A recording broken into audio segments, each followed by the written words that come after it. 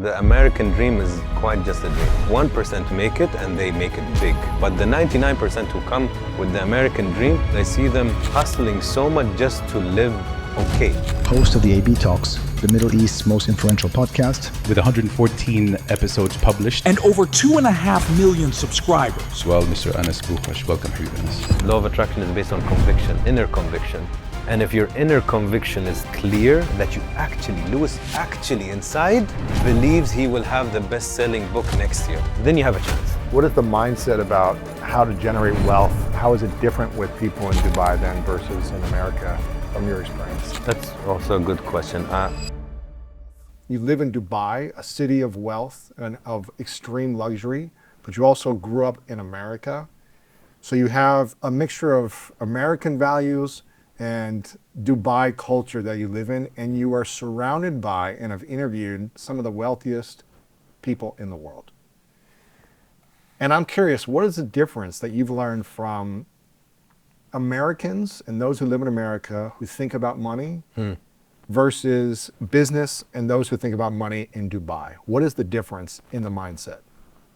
What I think, these are all just perspectives. I don't know how accurate they are, but I feel in the US, it's a bit siloed, like each to their own. Like you don't have this unity in between each other, and you're a go-getter and you want to just make as much as you can. And I don't know, I don't find that cooperative feeling as much. Maybe now versus 50 years ago, it's different. So it's more like single-minded, competitive, I'm gonna get mine, I'm gonna compete against you, that type of thing? Probably. And in Dubai, specifically, because also each place in the region is different. In Dubai, there's a crazy level of entrepreneurship. If whatever anybody now is watching, whatever you Google, can you believe that the UAE has done all of this in 50 years, which is younger than our parents? People sometimes criticize the UAE or Dubai and they say, it's this or that, it's fake or no. No, do you actually realize how many years we've built all of that? It's very short, so it's a very entrepreneurial city.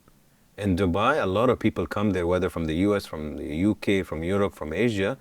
That's where they start their careers because they create a business. And don't forget, it's like raw. So when Lewis has an idea and you come and pitch it in the UAE or in Dubai, you probably are the first one. It's not like it's 1,000 years old and many people thought and built those businesses. No, you might be. So all of my startups are technically the first of its kind. Really? Not because I'm a genius, it's because it's a young country. So I have an idea, I start it, and it does well. So very entrepreneurial. What is for a lot of people who've never been there, they think of like maybe it's superficial, or maybe those who have visited, it's very superficial. There's luxury everywhere. It's an excess of money. It just seems like it's just unlimited. Like it just keeps coming. Does that help or hurt values within the communities there by having that much money? Or what does that do to values or communities? I think it's an inaccurate perception. Do a lot of rich people move to Dubai? Absolutely, because Dubai has provided so much. Like you leave your car keys in the car. Yeah. Your doors are generally open. And it doesn't happen by coincidence. It happens because the level of security and the level of effort that the government is putting is immense. Like the other day I was walking with somebody who was just coming for a week, and she goes, "Can we walk here?" And I'm like, "Yeah." And for her it was shocking because she's like, "In Europe I can't do this walk at the end of the alone night." No way. For me it's a no-brainer, but for her it's a brainer. So I think the level of safety and the level of logistics and the level of ease to build your business and all of that, and the network you build in Dubai, if you think the world has 6 degrees of separation between any two people, I think in Dubai it's 2. Really? Between you and anybody, it's probably 2 max.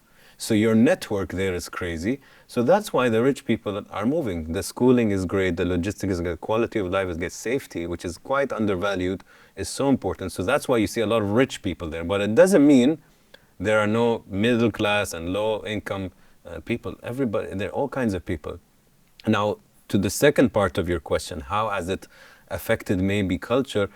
The interesting thing about Dubai has always been a trading city. Even my grandfather, when he was there, it's where people used to go to the port, sell carpets, sell spices, sell gold. So it's always had a lot of people, different nationalities. So we're quite accustomed to that.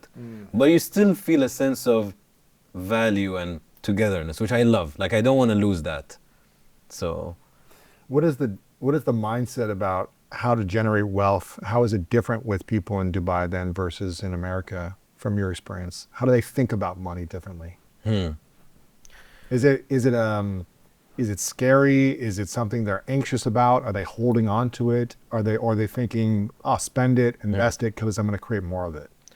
that's also a good question. I've lived in the US, and in the US, I do feel, and I hope nobody gets bothered with it, the American dream is quite just a dream. Like, I do think 1% make it, and they make it big, probably the best in the world. If you make it in the US as the 1%, yeah, but the 99% who come with the American dream, I don't know if they ever achieve their dream, because I see them hustling so much just to live okay. Not even wow, not even really comfortable. It's like, I'm doing 2 jobs and a part-time, and my wife is doing this, and my son, and you're like, all of you are working for this level. So I always found that the marketing-wise is great. You know, you think I'm gonna come and build this life, but I do think that has shifted. Now you come to the region, I've seen a lot of expats come to the UAE and Dubai, and they actually live the dream. Really? They come, they build a business. It could be a chocolate business, it could be a specialty coffee, it could be whatever, textile, and suddenly they have 16 branches. So how we look at money is not out of fear, because it's contagious when you live in a very entrepreneurial city. If you go to New York, it's a bit different than going maybe to Dallas or to Wisconsin. It's very contagious in Dubai that everybody's coming up with an idea. So it's competitive, but if you're entrepreneurial, it's pretty a good place to be. And I've seen people, like even my best friend is from Boston. So a few years ago, I kept telling him, come with your wife, come to Dubai, trust me, trust me. And I had to nag for years. Eventually he did, and for him, you can ask him, it's the best decision he's ever made. His kids all go to a good school, he has a beautiful villa, has a nice car, has a great family, and it's safe. And he's built a business as a consultant now. So it's not like I'm selling something, I've seen it happen. He's making more money in Dubai now than in America. For sure. Really? Yeah. Do people talk about money differently though? Is it like an open conversation? Because I feel like a lot of people live in fear around money, or it's taboo to talk about sometimes, or it's hard to get in America sometimes. They see a few people, the 1%, getting it, and they're like, okay, maybe it's possible for them, but not for me. How's the conversation around abundance and money different in Dubai? I think when you live, Lewis, in a city where you see people make it, and when I say make it, it doesn't mean you have to be a millionaire. You could just have $10,000, $20,000, but you're happy with it. So even the idea of wealth and abundance is a subjective thing. Some people don't want $1 million. They just want a quality life where when he wants to buy a t-shirt, he buys it, and he doesn't need to do 3 jobs to do that. Right. And I think that's the difference. Here, it feels they put so much effort just to live okay. Just to survive, just to keep up on the rent and Yeah. the payments and bills. And There's more of a direct correlation as, okay, Lewis came to Dubai, he worked this much, he will get the return on investment. Here, I feel you work this much, your return on investment is like, really? I don't know, maybe I'm wrong. Yeah. But that's the perception I get. I haven't lived here for a while. When you grew up here though, what was your perspective around money growing up in the States? Did your parents talk about it openly? Was it a free-flowing conversation? Was it, hey, we don't have a lot of it, so don't go spend this, we can't buy this? What was that conversation like? And did it shift when you started to go to Dubai more? So, on a tangent, the idea of discussing money, I do think is quite taboo in Arab and Asian. is. Like, you don't sit on a lunch table and talk about it. If you read the book Rich Dad, Poor Dad, he had that contrast. One of the fathers is like, oh, it's the devil talk. You don't talk about money on this table. And then another father's like, no, we talk about money. So I never came from a culture where you talked about investments and, oh, we should invest in stocks and we should do this and don't put it in this account. Never. So financial literacy was extremely poor for me and for a lot of my generation. You just don't talk about it. You just put your money in the saving and get your 1% per year, which is probably the most silly thing you could do with your money. If now today we are more educated, we're like, no, move your money, keep something, but move it, put a bit here, put a bit there, get some, make your money work. Don't let it just stay in a bank. So that was never discussed, if that's the question. And when I lived in Boston, That was when you were in Boston. no, that was ever, always. Yeah, your parents never did Never. talk about yeah. And I don't think they had the idea, the financial literacy to teach us. And if you don't have the conversation, you never improve. You never debate, you never discuss which stock you should go to. So we didn't have that. But in Boston, I was on a scholarship, and Boston is expensive. Very. So I was just trying to manage I've been independent since I was 17. So yeah, just how to, I remember, Louis, we didn't have nice clothes when we were students, and my roommate was chunky, he was big, and I was so skinny. I was like half of this. Yeah.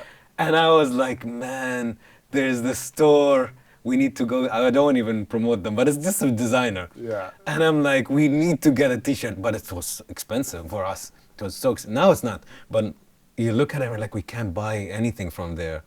So we're like, you know what, why don't we buy one t-shirt like in the middle, the size, somewhere where it looks like you're wearing spandex, and for me it looks like I'm, So you and shared the we shirt literally shared, like he's this big and I'm this small.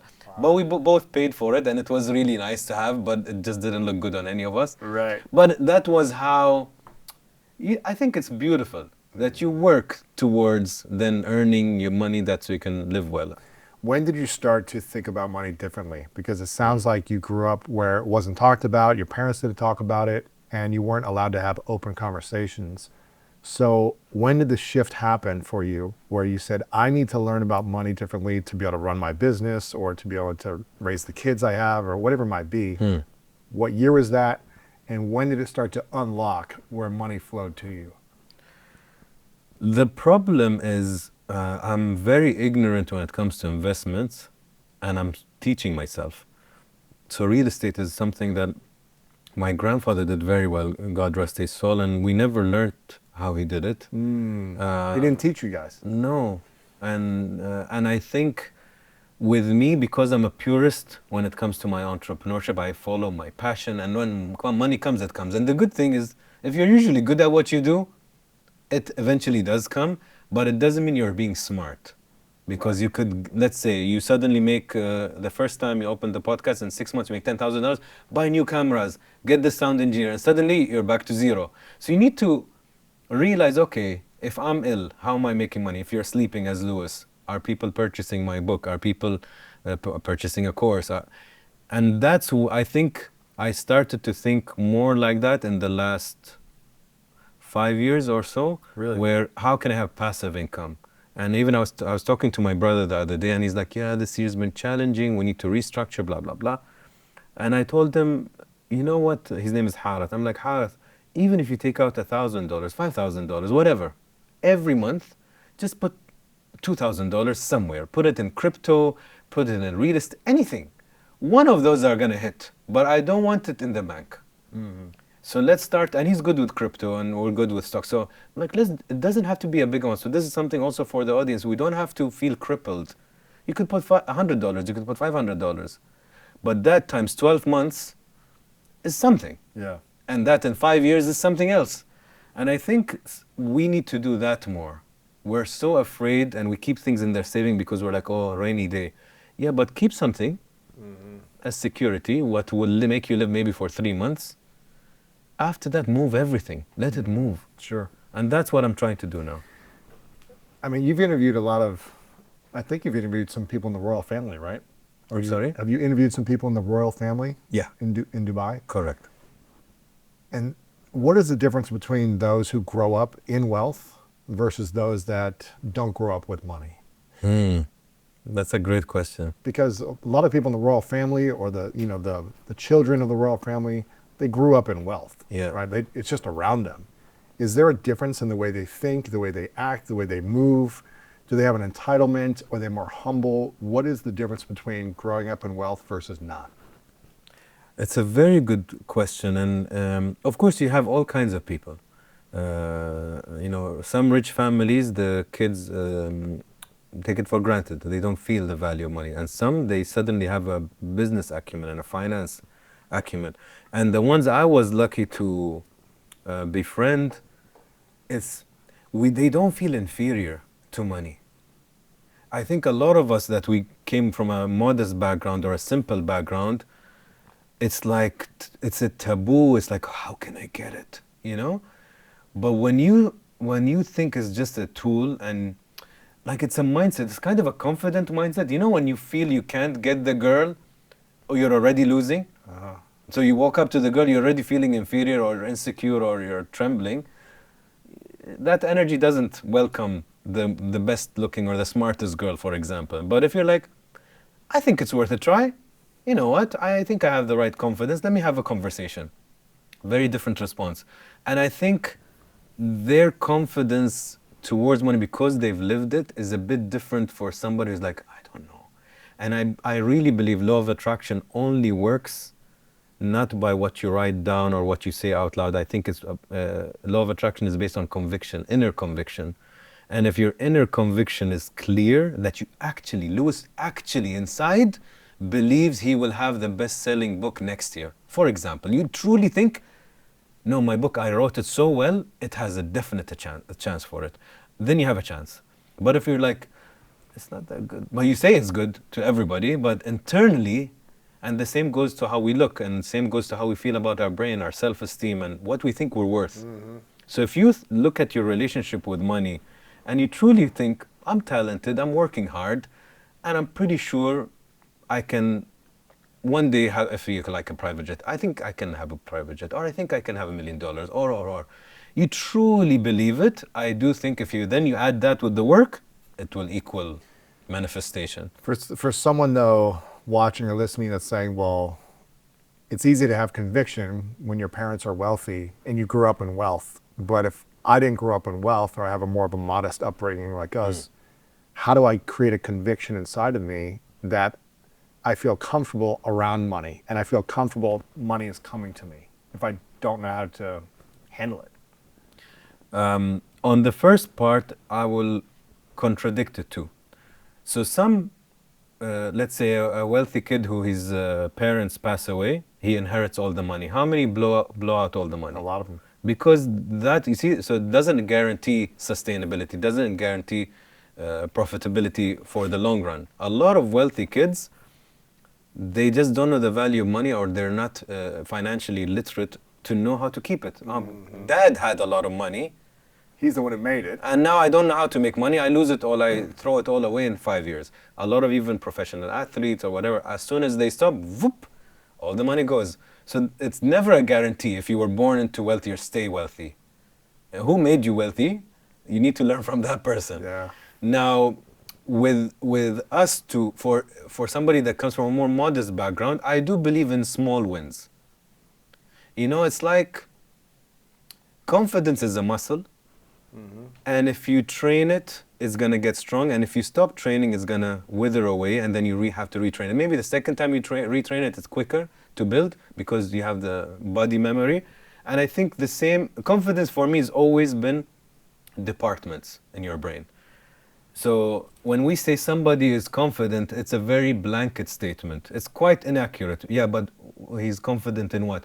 Oh, he's a great public speaker, so he's very confident in public speaking. But maybe he's very not confident in relationships. Maybe he's very insecure as a father. So we cannot just say somebody's just confident. It's a very delusional way of giving that sticker away. So I like to see it as departments. And how do you build these departments is by practice. A bicycle. The first time we tried to get on a bicycle, we were so insecure, we were so fearful. We put those two small training wheels on the side, then you remove one. But eventually, you'd even do it without even holding the handle. You're so good at it. And even if you stop for a year, the next time you quickly pick it up. So I believe that's my advice, is trial. So when you try, you're like, man, Anas, I invested in 5 stocks, they all flopped except one. It's not bad, you know? I think this is why when I did the research on this one, kind of worked more. And suddenly you're getting 1% confidence, 2% confidence, 3%, and suddenly you're at 70% confident. And now you know your shit. You know how to. Yeah.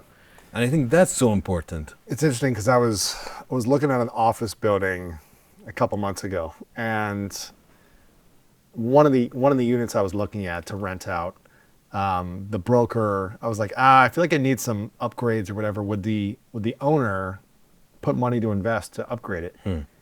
And she was like, whatever you need done, she will do because she has owner's guilt. And I go, what do you mean? She goes, well, she got handed this building, this big building, and she's got a portfolio of like massive real estate portfolio that she didn't create. It was like her father passed away and gave her all the properties. So the broker was like, whatever you need, she's going to do it because she feels guilty. And so she'll invest in like just making it nice for you. Not trying to make the most money from it, but just like, I'm already making so much that I didn't create. It's imposter syndrome. It's kind of just like, yeah, I'll do whatever just to make people happy type of thing. Do you notice that as well in Dubai with like children of the royal family who've been handed a lot of money? Do they have this kind of guilt for receiving it, or they have a different level of confidence? I don't know many in the royal family, but the ones I've met are really impressive. Really? I swear. How Like so? just the level of sophistication, the level of knowledge and well-traveling, that's huge, you know, when you're well-traveled or when you're well-educated. And when you, Louis, when you're born, and I hope I don't sound too biased, but I'm a big fan of my own country. Because and the writing is in the pudding, like you can see, it's actually a great country.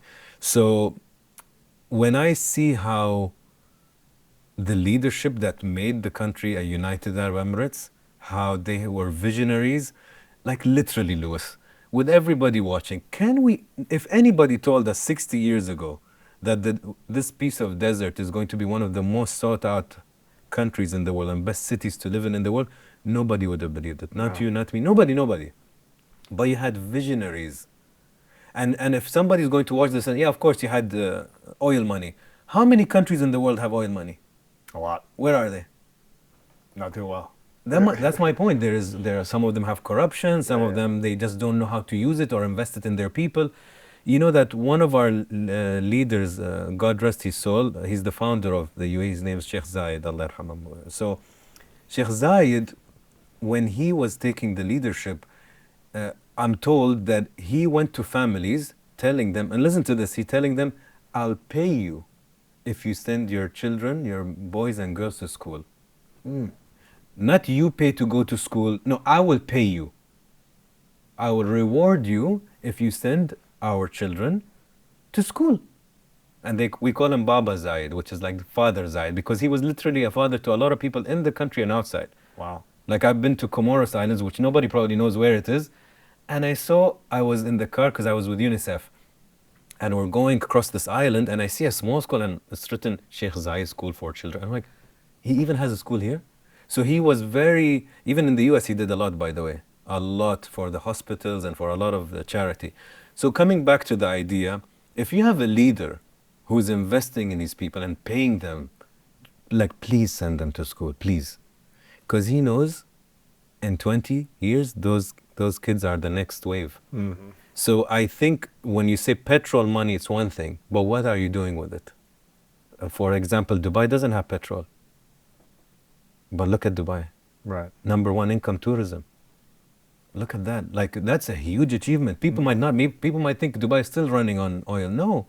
Dubai is about tourism. Really? Absolutely. How much does it bring in a year with tourism? I don't know. I can't make up those. Now, I'm sure we can find them on ChatGPT, but just in the last 2 years, I was talking to somebody in the tourism.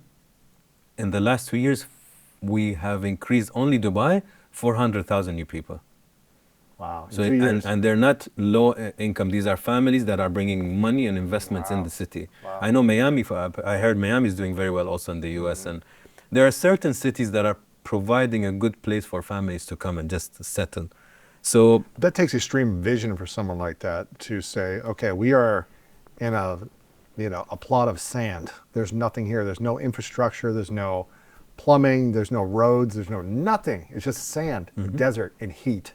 And Dubai is hot, man. It's hard to freaking live there. In the summer, yeah. It is. It penetrates your soul, that type of heat. It's just so different, Louis. Even the ruler of Dubai, he decided to build a port when they're like, why you want to build such a big port? And he's like, we should build it. And everybody didn't agree or didn't see it. That is one of the most important ports in the region today. Like when you think of it, like it's easy not to say, yeah, of course you should build a port. No. Like back then, why would you? Right. No one was going there. Yeah. And but you know when you have that's beautiful. Like I would love to sit on a dinner table and listen to people like that had, and we have them across the world. Whether it's a Muhammad Ali or a Gandhi or a Mandela, you have visionaries, and they saw something that they didn't need to do because some of them are already wealthy. They're okay. They don't need to do it, but there's a passion in the people, and I think if you invest in the people, you never go wrong. Never. That's true. And notice all the names that I just said. They all invested in their people. Women's health affects more than women. In fact, research from the World Economic Forum and McKinsey suggests that closing the women's health gap could boost the global economy by $1 trillion annually by 2040. Join Dr. Jen Ashton and her guests as they examine the women's health gap through specific topics like maternal health, menopause, heart disease, and more. Listen to the new season of The Visibility Gap, a podcast presented by Cigna Healthcare. So how is the conversation around money today there? Are people talking about it openly, or is it still taboo in conversation? Not taboo at all. Really? Yeah. Now people talk. They do. I think the internet also helped a lot. You know? Yeah. Investments and people, how they use their money. It's in my family it wasn't, but I know even in Asian families, Yeah, they don't usually talk money about it. won't Yeah. be discussed much. So when you're around the royal family or you see them, they're very sophisticated. They're very well traveled. What else do they have? They're very well educated. Very. And again, because we have this lineage, right? If you start from Sheikh Zayed and Rashid, who are the founders, and then you take that teaching and how they approached the country and how it was so important that the people are happy. For example, as an Emirati, we get land for free. Really? We get a loan to build. We get an interest free. We get education for free. We get, what else? There is a loan to build and loan for weddings. A loan for weddings. Yeah, so you can actually get married. And Really? So they set you up. How important? Like it's not so, they will set you up, they'll support you where it's really important to set you for life. How important is marriage and family in Dubai or in UAE? It's huge. Why? Why are they investing in people getting married? Because one, you want your people to grow and you want to build family units that are really strong. And I think maybe we're generally in the modern world, we're undermining the value of strong families.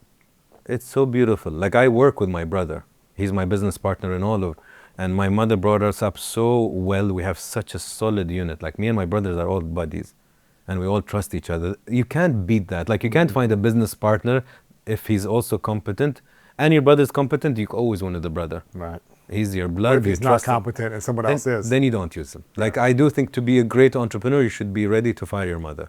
Wow. That's Yeah. so, it's tough. Yeah, but that's what it takes. You can't be like, oh, but you know, that's my buddy, that's my mother, that's my brother. No, you have to, as an entrepreneur, Of course. you have to be very You need to put the objective. You better get up with the best person in the position to help you grow. Yeah. So I'm lucky with them. And coming back to your point, marriage and good units and good families build a society. And if the society is built on ethical, good valued people, good mannered people, good units, you have a very strong society. In Europe today, maybe in America, and a lot of places in the world is very disintegrated. Like when you said, Anas, I lived both. I lived the American life and I lived the UAE life. And I love some things in both. And I don't like some things in both. So I try to merge the most of everything. So What are the things you loved about both and things you don't love about both? okay, so in America, I really liked just the people are really nice. I love that, and I loved my college years, and it was just really good formative years for me. What I didn't like is the family values where I felt were very weak compared to where I come from. Like if you just see your family once a year or a Christmas or a Thanksgiving, for me that was sad. Like I'm like, you're missing out, guys. Like this is so important. We go once a week to our families or we talk to them. It's such a strong unit with your brothers, your siblings. So that I didn't like. And like I said in the beginning of the interview, like there's not much unity between people. Now back home, I think moved so fast. Maybe before it was more rigid. Now we're so open to the world, so now we're great.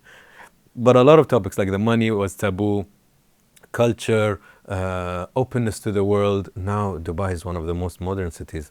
But one of the beautiful things for me that I don't want it to change is the good mannerism. I don't think, Louis, you've been to the UAE, you've been to Dubai. It's very difficult to find an Emirati who wouldn't treat you with good hospitality, good mannerism, and just be nice to you. So that's really nice, and how you're warm with people. If you just say, oh guys, I'm hungry, they'll all invite you. Wow. Whether he has money or not, he will invite Really? you. Yeah, it's in our culture. And I remember, for example, in a neighboring country, it was my dad was in Oman. So he went to the mosque to pray, and he went to the small town in Oman. Very, very, like a farming town maybe. And he just went for prayer, like let's say afternoon prayer. And at least 3 guys in the mosque, they're like, your lunch is with us. And he's like, no, with me. And they're like competing who would invite my dad. And I found that quite sweet. Like, you don't see it in a lot of places in the world. They truly mean, it's not like they're just being nice. They really want to take care of you. And he's like, listen, if you don't have a place to stay, our house, we have a guest room. And it's... Why is that? You're brought up like that. You're brought up to be nice to other people and hospitable. And you represent your culture, your religion, and your country that way. And I love that. And I think the world generally needs a bit more of that. Yeah. Yeah. What are the values you've learned through prayer that have allowed you to create more prosperity? Do you pray frequently?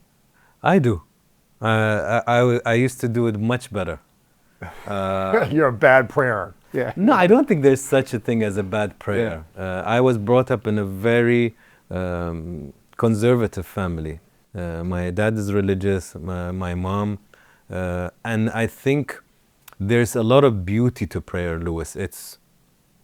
Let's talk about it from an objective point of view. When you're a busy person, and in Islam there are 5 prayers, and I think Christianity, I think you can pray 5 a day, right? Yeah, Yeah. at different times. And I think in Christianity it's flexible. I think on Sunday you go to the church, and different religions have different practices. But the idea of prayer, that you have to pause, I think that's really important. Like today we talk about meditation, we talk about leave your phones.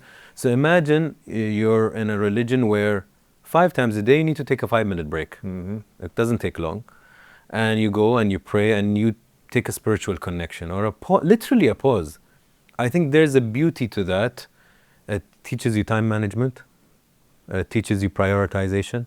It teaches you to take time for yourself. And it's also, our prayer is a bit of movement, so there's a bit of stretching. It's like yoga. Yeah. So I think there are a lot of pros and discipline. One of the things I love about the 5 times a day prayer, it's probably a lot easier to let go of the past.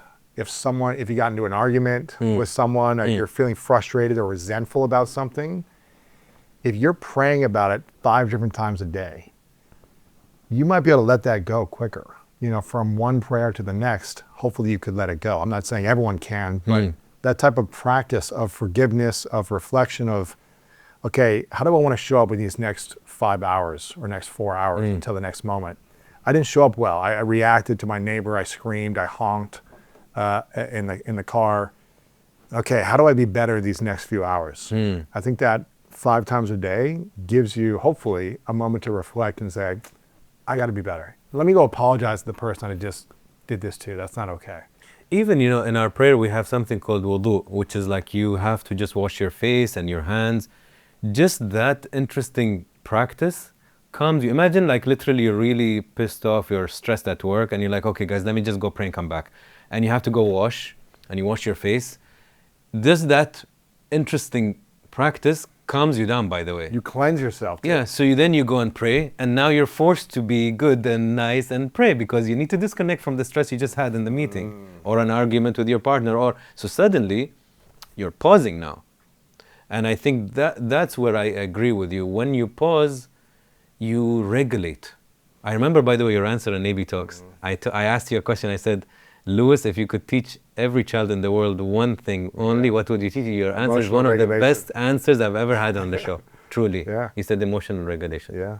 And I think a prayer or a disconnect allows you to regulate before you just fight and cause something that, it's like when you're arguing, you go for a walk and then come back. So there is a lot of blessings to that. What season of life were you making the most money? What year did you bring in the most money from your businesses? I have 4 businesses at them. I used to have 6. I have 4 now. But the funny thing is each one does better in different years. Yeah. This year, the hair salon is like Hair flying. salon? Woo! Yeah, it's doing well. Oh man, I happy. gotta come and get a haircut in Dubai. For Really? sure. It's a good one. And I got inspired by New York loft style salons. Oh, they're nice. Yeah. They're nice. So So a lot of your business ideas, you just visit America, you see what's working, and you say, "Oh, we don't have this in Dubai. Let me bring this over, and it's gonna crush." Actually, two Yeah. of the 6 were because of an American idea. That's smart. Yeah. If it's not there, but you know it does well somewhere else, then hopefully The first one was artificial grass football or soccer fields. Ah, you didn't have So I played it in Boston. We played and it was air conditioned. I'm like, oh, yeah, in Dubai with our weather, air conditioned, but turf with cleats. with No brainer. soft turf with like Yeah, rubber. with the rubber exactly. And I pellets. brought it, and we were the first in the UAE, and it went Wow. from 1 or 2 pitches. I think 26, 28 pitches. Wow. Yeah, did Indoor. well. Indoor. Indoor. So Oh, it's yeah. AC. That's, I Yeah, was yeah. gonna say because you can't have grass there. No. Just be watering all You day do long. put It's watering like all the time. constantly It's not a watering. smart thing to Yeah, do. yeah. Well, that's cool. So it that's depends. Each year, some of the Yeah, businesses do well, some not. what was the year that you made the most? You don't have to say how much, but what year? What year? I think maybe 2 years ago, 3 years ago, we did great in all. Uh-huh. So How much were you praying leading into that year? I don't pray for money. I'm not talking about money. I'm just saying how much were you praying? Spiritually, Yes. Not like give me more money, but how much were you Yeah, just I- activating every day. prayer in your life? every day, I think it's important. I Or think were you it's- doing it? Were you doing it more before that? No. No. So you, I'm a consistent guy. Yeah. Like even every night I will journal. And in my journal, you'll see my gratitude, what I did today, like kind of like a diary, and what I'm happy that I did and what was quite cool. And part of this is like, it's not a secret, but I don't usually share this, but part of it at the end, I will write, like they call it affirmations. I don't like the word affirmations. I think it's over trendy, but I think it's important to write things that you want to do or get. So I do that every day. And you know that what's the funny part, Lewis? If any of you watching do this, go back at the end of the year and you'll be shocked at how much of it actually happened. of what you write down, what you want to create. What actually happened. Like you said, you're going to do all of this in the beginning of the year. You'll be shocked what happens at the end of the year. Yeah, like I do that and I'm like, Check. Yeah, yeah. it's pretty cool. You got married young, 24. Correct. Married for 9 years, then divorced, then separated for the last 10 years. 10 years, yeah. What did you learn about yourself through getting married in your early 20s, getting divorced in your early 30s, and being not married for the last 10 years, but co-parenting? What have you learned about yourself from the whole process? I learned that I don't advise people to get married young because it's very formative years in the modern age. Maybe back in your dad's time, my dad's time, it was a bit different expectations and criteria. Didn't work were for my different. parents when they got young too, but Yeah, I don't know. Maybe if it worked because maybe the expectations and criteria of marriage was different 50 years ago or 80 years ago. Today, I think because you want them to be a proper companion and really get you, like we were talking also about your relationship, you need that proper partnership because they kind of wear more than one hat, not just the mother of your kids or just your wife. It's your go-to, your advisor. So I learned that young marriage, in my opinion, young marriage has 2 advantages. I used to say 1, it's 2. One, that if you have kids, the difference in age between you and your kids is small. So you become buddies, which is pretty cool.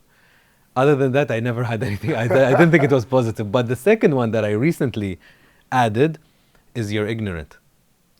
And when you're ignorant, you don't overthink things. So for example, today at this age, I know how expensive it is to have children. And now if I get married, I'll really be careful how many kids I would have, right? But when you're 24, you figure it out. Yeah. Like you have kids and you're not over, you just do the bungee jump, you know, you're not so scared. So I think there is some advantage that, not recklessness, but that like, I don't know, but I'm going to find out We'll and make I'll it figure work. it out. Yeah, we'll make it work. So that's with young marriage. And I think that's what I learned. And I think it's such formative years. When you're in your 20s, you think you kind of know, but we were different people at the end of the marriage, like literally. It's like you become another human. So for me, especially the 20s, if your trajectory is 10 degrees to the right and hers is 5 degrees to the left, you multiply that by 5 years, and that's just trajectory. I didn't even talk about speed. Imagine at some point one of you is looking at the other in the rear view mirror, at another point you don't even see them anymore. So I do think we change a lot, and as I always imagine the dolphins, you need to swim like the dolphins swim. Like sometimes you're a bit front, they're a bit behind, but you're kind of still in harmony. And if there's no harmony, you just grow apart and you fall out of love and you just change. So that's, I think, on the young marriage. Co-parenting has been great. I would give advice. Oh, they say when you marry a family, especially in our world. I think you do. You marry the family. Yeah, you don't marry only the person. Marriage. You marry the family because your children, Louis, will also be brought up in their household, Right. with her mother, with her father, with her siblings, with her auntie, her cousin. Especially the children gravitate to the mother also. So it's not like only your wife is bringing him up or her up. So I knew the value also even more of my in-laws when I divorced, because till today they're great. And till today I speak to my stepmom, I speak to my ex-wife, and they're lovely people. They speak highly of me, I speak highly of them. And I realize how important, and one of the best decisions I've made was to marry into their family. Really? Because when you're divorced, then it's like when you let somebody go in your business. A lot of them are not nice because the benefit is gone. The contract or the agreement is gone. So now they don't have anything with Louis. They can say he was a bad boss, I can't believe, they can do everything, just blame you. But if they leave and say, man, Louis, one of the best periods of my life, great leader, I learned a lot from him. Now, I always say, judge people on how they leave. Mm-hmm. And I think when I left that family, they've been class. Wow. So that's helped us a lot in co-parenting. And we have two beautiful boys, so we're always in touch about them. And what was your third question about now? You said you're divorced. Yeah, you've been for not married for 10 years now. What have you Yeah. learned about being divorced and then single essentially for the last decade? Yeah, it's been. I don't know if I'd get married again. Why not? Now I'm more open to it. If marriage is the fabric of your culture and your country, You're getting me now. why would you not want to be in alignment with the values of your country and culture? Now I am more. Okay. And to be honest, I wasn't so much. Maybe it is the trauma. Maybe it is just trying. I was so focused on my businesses, and it actually paid off. You know. You got results. Yeah, and I think now I'm more open to the idea that, you know, in the last stretch of your 30, 40 years of your life, I'm 43 now, let's say another 40 years if we live healthily, hopefully, you start to think, okay, companionship is actually nice, intimacy is actually nice. And that's what I'm trying to teach also my son. So with my son, I told him, when we talk to our children, we say also Baba. Instead of only, it's funny. I don't know how in certain cultures we also say so they say Baba to you, but you also say Baba. Really? Like, it's weird, but it's in our culture. So I was Okay. like, Majid, his name, I'm like, Baba, listen, I don't want you to be brought up like the pop culture that we were brought up in.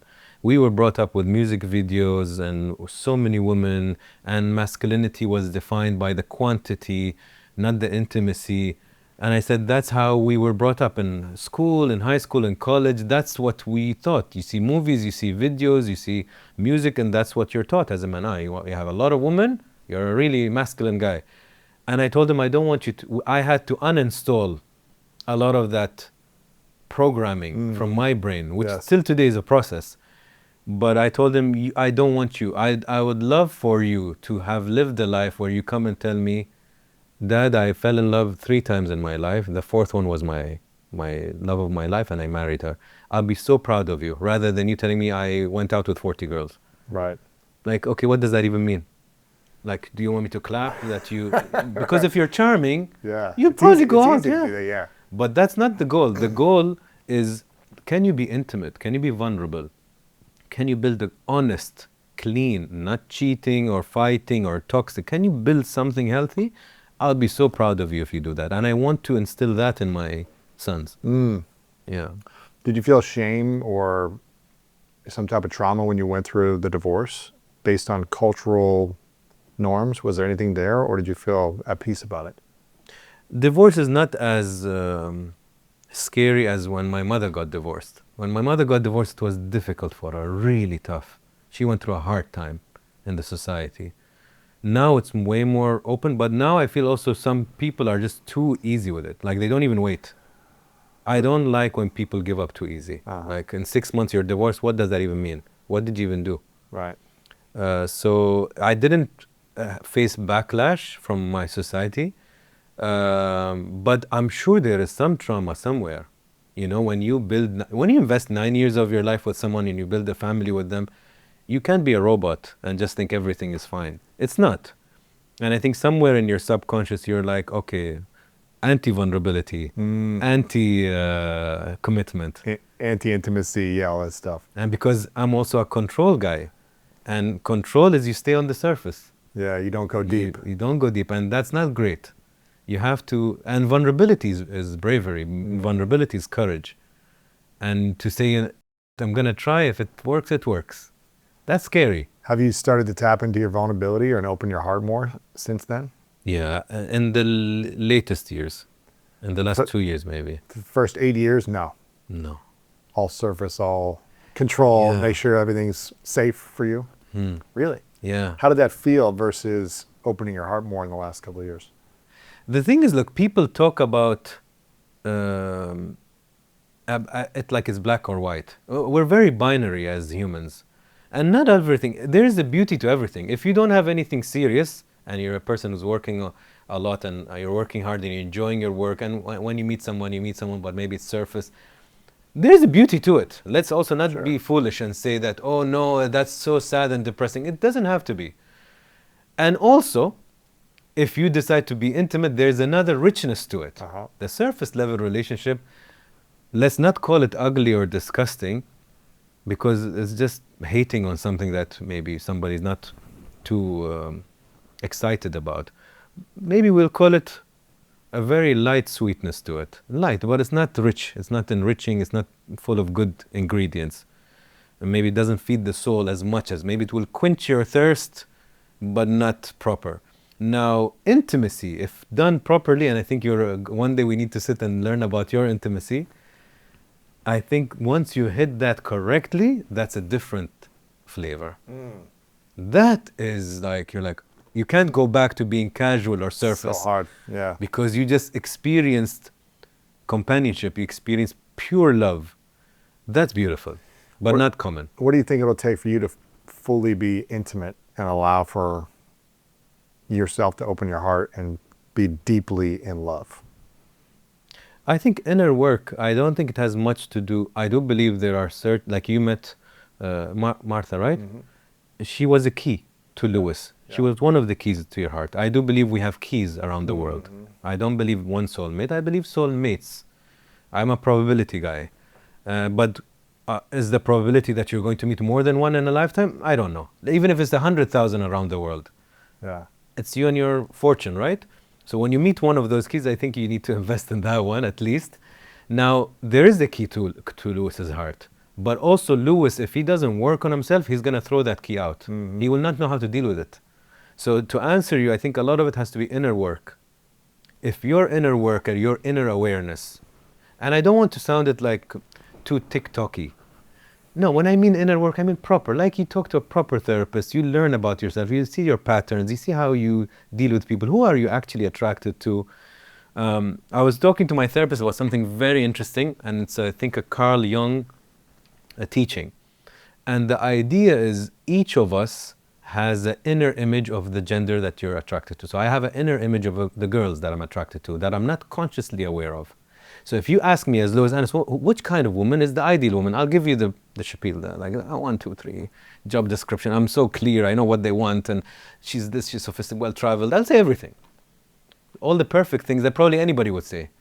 But then you come and x-ray my track record, then you're like, Anas, you usually are attracted to somebody not exactly like what you just said. Maybe it's like 30%, but 70% is not what you've been preaching.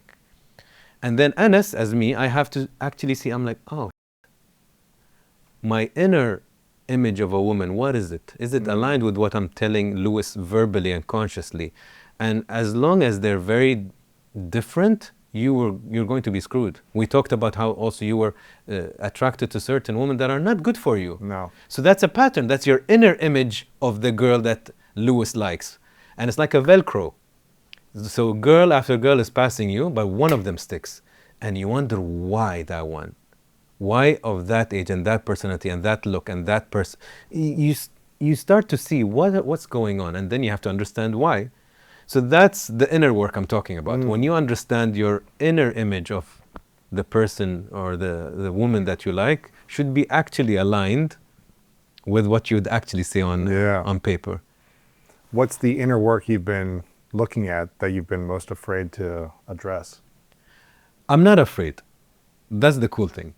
I actually am not. I'm a trier, I'm a curious human. So the funny thing is, in my show, AB Talks, we talk a lot about mental health and all of that, and I never had a therapist, although I talk about a lot about it, because we were brought up, like we talked earlier, in a very reactive way. Like when you're in depression, you should get a doctor. When you're no, you should see therapy as preventative maintenance, not reactive maintenance. Like going to the gym, even if you're in great shape, you have to maintain it. Keep going. So I'm like, okay, I did first therapist, didn't work. Second, it felt like homework. Third one clicked that I look for. He's in New York, and we just met recently in person finally. And I'll bring out my notes, Lewis, and I'll be like, oh, really? Okay. And it's so fun to talk to him because he has a great mind. And I told him, listen, I don't want to vent. I'll vent for a bit, but I need a brain. I don't want to lie down on a sofa. And I talk already. I'm not a guy who is like introverted with my feelings. So I've done that. I need a brain that challenges me, asks me the right questions.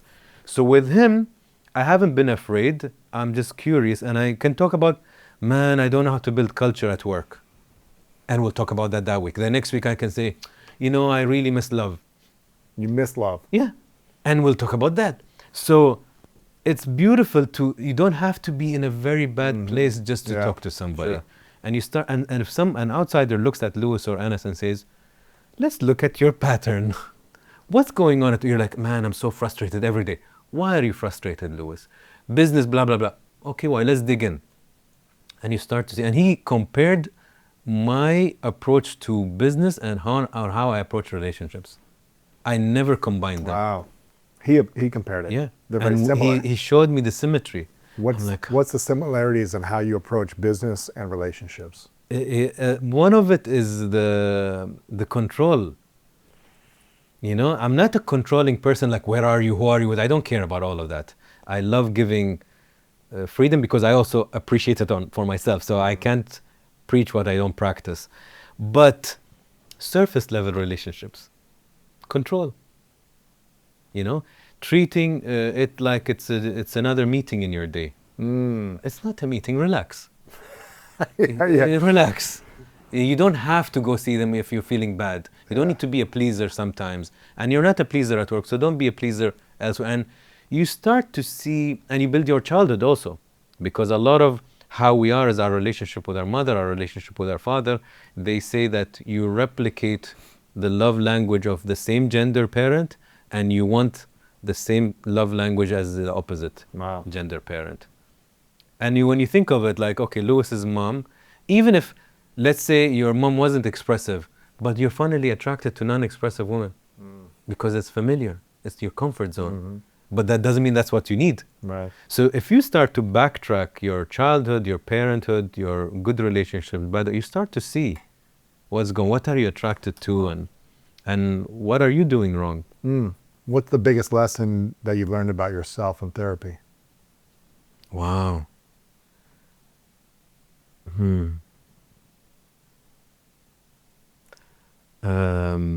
Dissecting why I am the way I am. That's been your biggest lesson? Learning how to dissect why you are the way you are? Because if I ask you, Lewis, why are you such a go-getter? Why are you so competitive? Why are you such a... You're like, I've been this way. This is me. But why? What happened at home? What happened in school? You know? Were you bullied? Were you not? Were you the popular guy?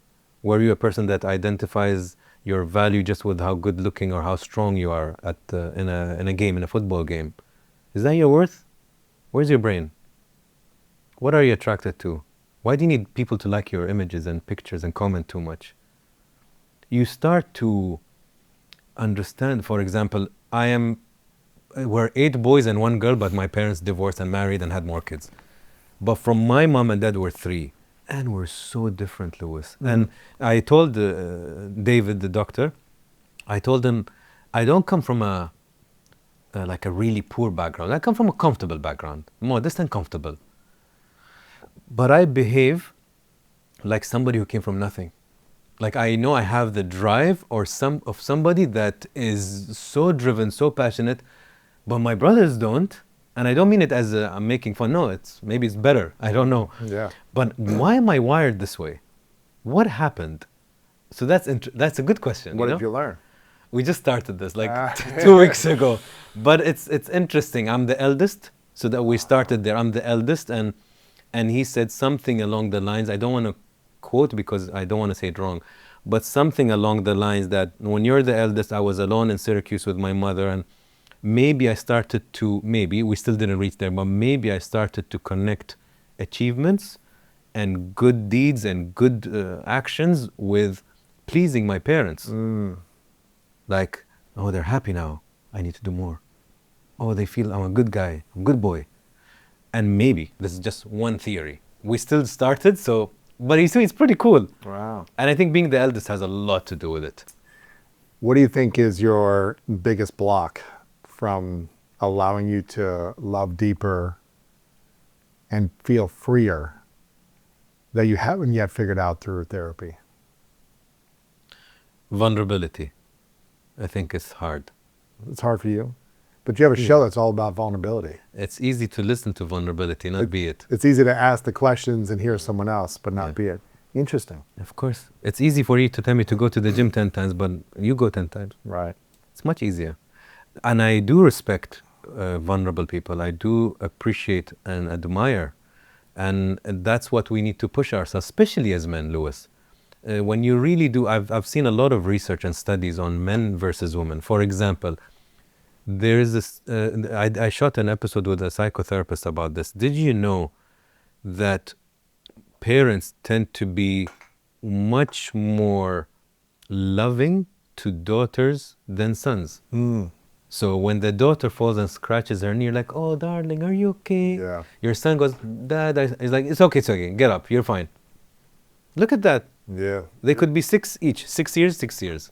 You're training and conditioning them. You're telling him, stop crying, keep your emotions down, stop yapping.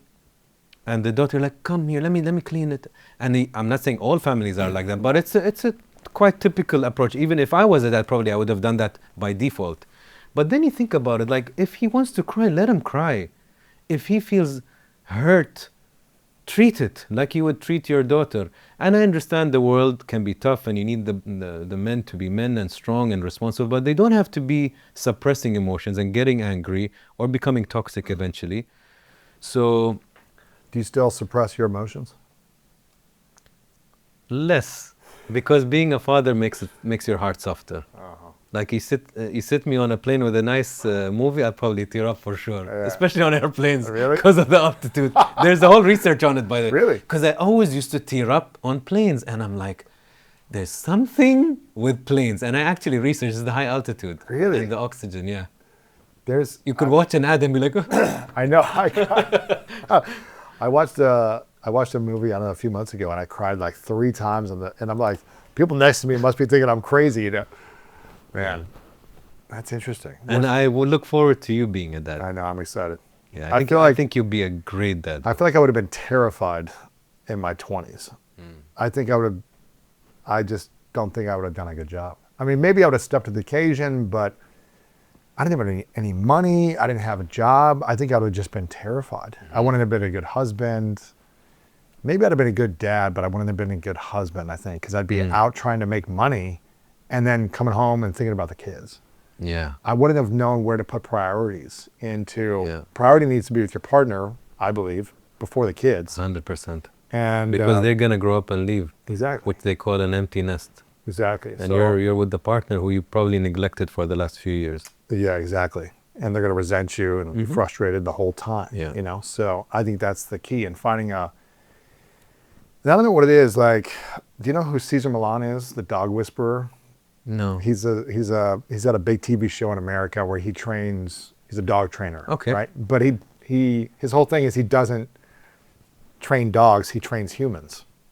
So it's all about kind of rehabilitating humans on how to be a better leader in their life so they can lead their dog. Okay. Right. Because most dogs lead the human. They're leading the way. They're pulling Man, them. the guy I got to train my dogs trained me.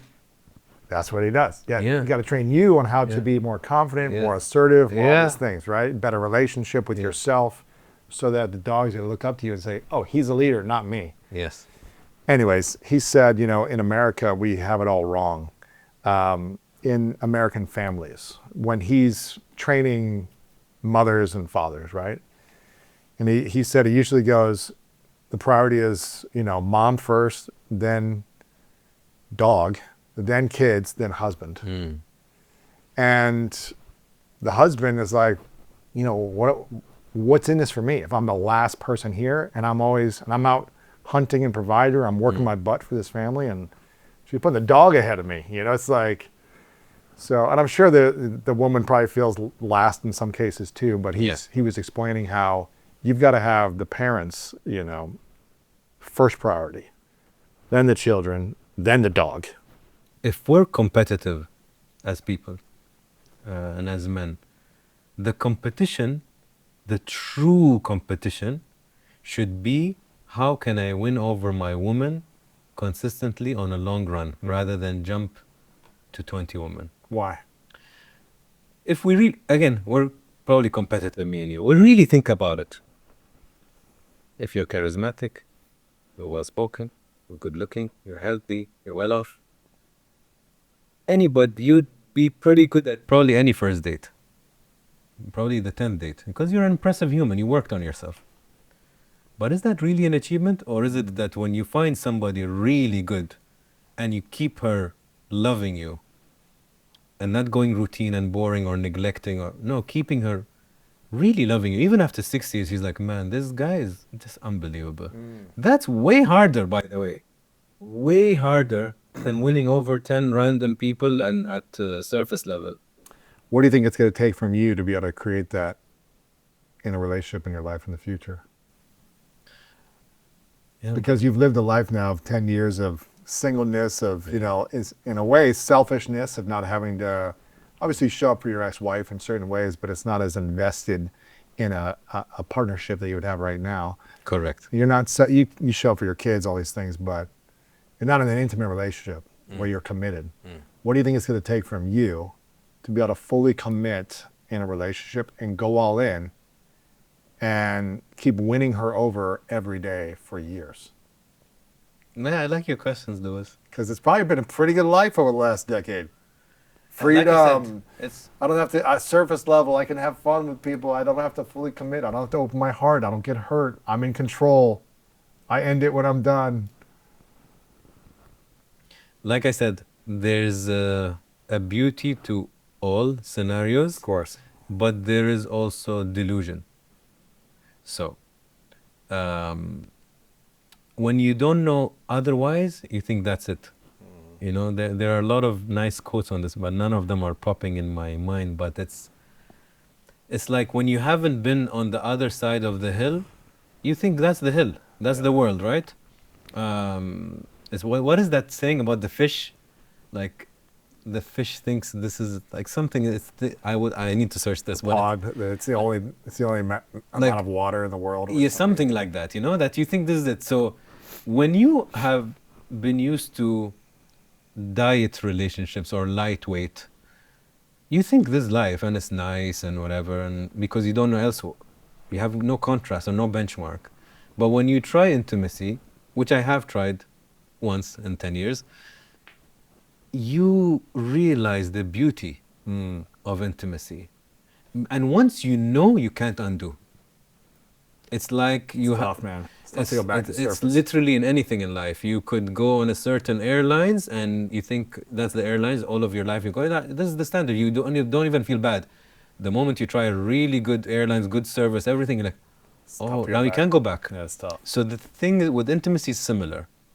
The moment you have a serious relationship or a healthy one or pure love, it's very difficult to go back to superficial love or superficial liking. So to answer you and it's a bit different for me, Louis, because thank God I was blessed to have a good ex-wife. I was blessed to have children. So I don't have the peer pressure now, I have to just try this marriage thing. I don't have that peer pressure, which a lot of societies and cultures give you. Yeah. Secondly, a lot of them get married for kids. If I have kids, great. If I don't, it's okay. So suddenly, in my subconscious, I don't have these drivers that a lot of people don't admit. Like today, even Gen Z, if I'm not mistaken, they're getting married earlier than Somehow, Gen. I think, Yeah, because I do think it's the social media, like, oh, he proposed and I posted it on TikTok and it flew. And they love that fantasizing idea of it. So my point is that I don't have those peer pressures. So now the criteria is only proper compatibility and companionship. And to answer you, you need the key that we talked about, a really good key, that when Louis or Anas is vulnerable and he's giving his love language, there is a ROI. You feel love too. So your love tank is also filling. Yes. If you always just give and you feel their love language is just not translating or vice versa, it's not a good relationship. Yeah. And I think that's when you like, let's say I give you a bit of me and I get a nice hug back or like a really good love language that I love. I'm like, ooh, that's cool. Okay, one more. Now I'm becoming more vulnerable because there's a return. You know what I mean? And then you're like, okay, now actually it's safe. Yes. And I think this is where you'd be willing. With the right partner and the right intention internally, you can, and especially if the love languages are compatible. I think that's so important. Yeah. This is fun, man. I've got two final questions for you, Okay. but I want to make sure people go follow you over on Instagram. You got millions of followers on Instagram. You've got a massive YouTube show as well. Where should we connect with you the most? Where are you the most? Is it YouTube? Is it Instagram? Is it? Instagram I use personally. I like that platform. YouTube is my main hub for the interviews. Okay, cool. would say, It's the same name, Anas Bukhash, on YouTube and Everywhere. Instagram. Yeah. We'll have that linked up. We'll check that out there. How else can we be of service to you today? How can you be of service to me? Yeah. I just appreciate you, Louis, as a person. You're a good person, Thanks, brother. from what I feel. As well. I can't x-ray you, but I do feel that. And I'm happy for you. And I'm happy when I see your partnership and I see how you're such a student, Louis. I love that. You're curious, you want to learn, you want to be a better human. And I like people like that. Yeah. You know? Very similar. Yeah, we are. Yeah. So I don't want anything. I think your company is nice. And you're a good person, so it's nice Thanks, to be brother. here. Good to see you, brother. I got two final questions for you. Tim. Before I ask them, I want to acknowledge you also for your evolution. I think being a successful business entrepreneur, leader, you know, you have a massive following. I think you talking about, hey, I've lived a pretty good life, but I've also been holding back in my heart in certain ways that could expand me emotionally and help me evolve as a human. I think it's powerful for people to hear, because living in Dubai, you could have anything you want at any time, you know, whether girls or whether it be food or, you know, opportunities, like you can have it all, it seems like, which can be fun and tempting, but also, is it always fulfilling? Is it going to allow you to fully dive in and expand your inner world in that lifestyle. So you talking about this and you diving in with a therapist finally, I think it's a good thing, and I acknowledge you for taking that on. And I'm excited to see what you create with your heart moving forward. But you deserve to feel the expansive love of feeling fully emotionally safe within a relationship. And I think you've reached that I feel like in I your have. personal life, and I love I that. feel like I want to get married if I didn't feel that way at this age. I would just stay single forever unless I felt emotional safety. I learned something recently. A friend taught me this. She said, do you want to know if you're in a good relationship? It's when your nervous system is at ease around that person. Yeah, that's how I feel. And that's why I'm telling I've you, never because you had that said, before. I've never had this much peace of mind. And I was talking to another friend recently about her relationship and her love life, and she was confused and all of that. And I told her, you want one way to measure if you're in a good, serious relationship, and anybody can do this, watch how many times per week do you lose your peace of mind. If it's once a week, it's too expensive. Yeah. If it's once, maybe a month, once every 2 months, that's normal. We're human. We argue. But if you're losing your peace of mind often, there's something off. Something's off. So I really believe that you, the video that always tends to go viral is when I talk about, and probably you can relate now because it seems like you're in a good relationship. I say when a woman or a man is truly in love and feeling safe, they turn into a young child, a kid. The girl, no matter how strong she is on the outside and how independent and a leader she is outside her home, she wants to come home and be a princess. The boy, being tough and this decision maker and whatnot, he wants to come home and just be a little naughty, mischievous little boy, and he can be silly with these girls. Yeah. And you really, we all have to monitor which relationship made us feel that way, because that's true vulnerability. That's you're you. You could be silly, sarcastic. You're not judged. You're not shamed. You're not trying to be the specific image that they want you to be. Yeah. So, bad relationships have a lot of shaming. You know, good relationships have celebration. 100%. Yeah. Yeah. That's beautiful, man. I want that for you. Final question, my man. What's your definition of greatness? Oh, that's your question every episode? Yeah. Yours is how are you really, right? How are you really doing? Yeah. My definition of greatness. I think success is a very subjective thing. People think it's one. It's money, cars, life, family, kids.